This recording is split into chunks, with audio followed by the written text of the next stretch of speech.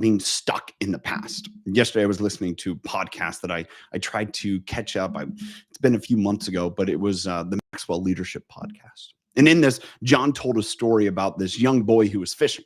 So he was at this local pond, he's fishing, and across the pond, there's an older gentleman. And the young boy, he's just catching fish and catching fish and catching fish. And the old man's impressed. And all of a sudden, he looks over and he starts to ponder what's going on. Because whenever the young boy would catch a big fish, usually the ones you keep, he'd throw it back in. And if it was a smaller fish, those are the ones he kept. And this went on several times. Eventually, the older gentleman walked over to where the young boy was. He said, "Hey, I just wondering, why are you throwing back all the big fish?" He goes, "Well, my pan's only this big.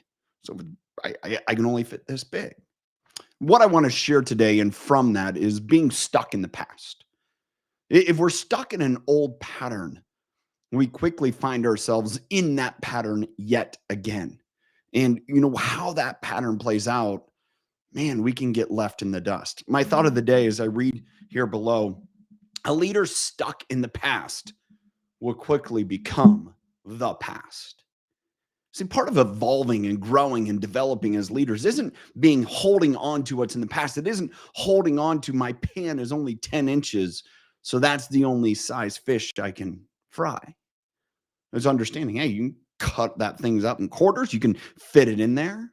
If you've ever seen like the pizza, video TikTok where they take a round pizza and you can cut it in quarters and end up putting it in a sheet, instead of being round, it's square.